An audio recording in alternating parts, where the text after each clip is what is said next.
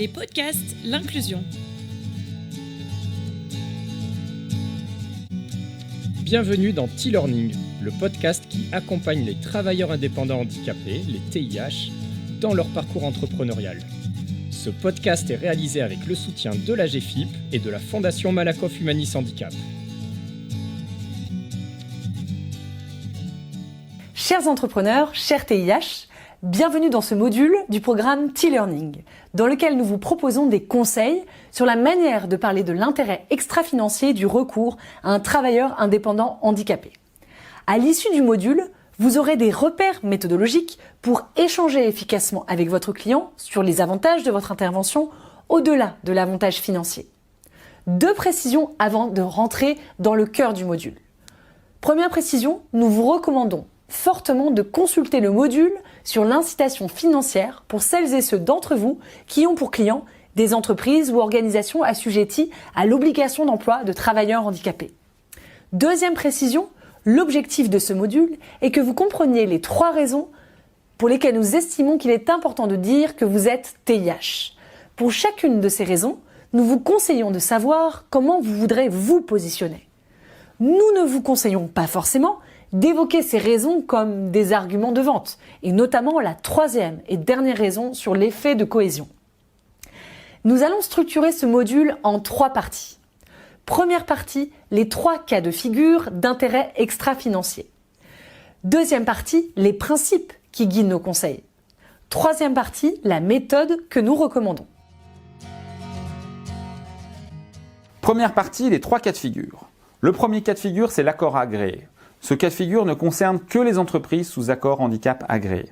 Pour mémoire, un accord handicap agréé par l'État permet à une organisation de ne pas payer de contribution handicap en contrepartie d'engagements forts et documentés de mise en place d'une politique handicap. Dans ce cadre, le recours à un TIH ou à un acteur de la sous-traitance handicap peut être une obligation au titre de l'accord handicap. Ce recours peut entrer dans le cadre du budget de la mission handicap, par exemple. Et dans ce cas, l'intérêt de l'entreprise est quasi financier. Parce qu'en cas de non-utilisation de ce budget de mission handicap, l'État peut décider de ne pas renouveler l'accord, ce qui rend l'entreprise à nouveau redevable de sa contribution handicap. Nous vous conseillons d'aborder ce sujet explicitement avec votre client, car il peut être important pour vous et votre client. Deuxième cas de figure, la communication. Le fait de recourir à un travailleur indépendant handicapé permet à votre client de communiquer sur son engagement inclusif. Pour un particulier, savoir que vous, l'un de ses fournisseurs, est un entrepreneur en situation de handicap peut augmenter son capital sympathie, l'estime qu'il vous porte, ou même le rendre fier de contribuer à une société inclusive. Pour ce qui est des entreprises ou organisations, elles pourront communiquer sur votre collaboration dans leurs publications, sur leurs réseaux sociaux ou dans leurs rapports annuels, y compris dans leur rapport de responsabilité sociale d'entreprise. La conséquence pour vous de cet enjeu de communication ne sera pas systématique ni directe. Nous vous conseillons de vous intéresser à la politique de responsabilité sociale d'entreprise, ou RSE, de votre client et de vous préparer à aborder des sujets en lien avec la communication. Par exemple, votre client pourrait vous inviter à un événement d'entreprise sur le thème de la RSE et ou de l'inclusion en tant que participant ou en tant qu'intervenant. Nous pensons qu'il est important de savoir si vous accepterez d'être cité ou présenté en tant qu'entrepreneur handicapé à un événement de ce type. Maintenant, 3e cas de figure, l'effet de cohésion.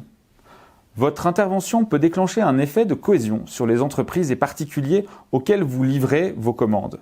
Si votre handicap est rendu perceptible pour le client et son organisation ou ses proches, le groupe qui aura recours à vous peut se retrouver renforcé par la fierté de contribuer à une société inclusive, par la découverte de votre singularité et de votre performance, ou même par la stimulation de l'intelligence collective de l'équipe. Il est en effet fréquent que l'intervention d'un TIH amène une équipe à s'interroger sur sa capacité, par exemple, à accueillir une personne handicapée.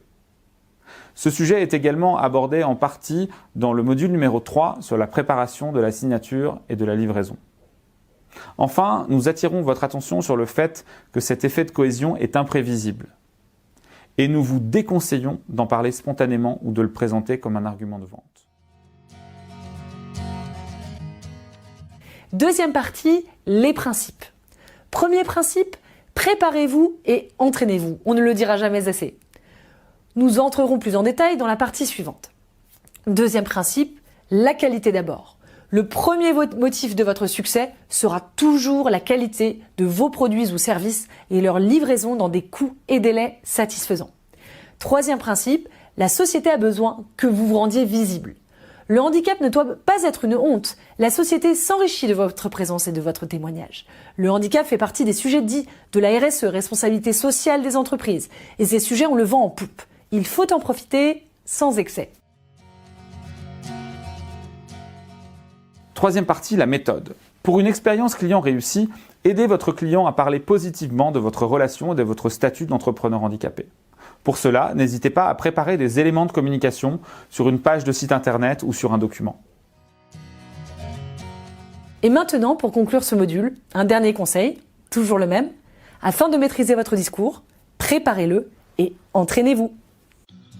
Merci d'avoir écouté cet épisode réalisé par l'Inclusion avec le soutien de la GFIP et de la Fondation Malakoff Humanis Handicap et en partenariat avec HUP Entrepreneur. N'hésitez pas à commenter, à partager, à vous abonner à ce podcast et à lui mettre des étoiles pour contribuer à un monde du travail plus inclusif. Et pour accéder à l'ensemble du programme de formation, rendez-vous sur tlearning.fr www.tih-learning.fr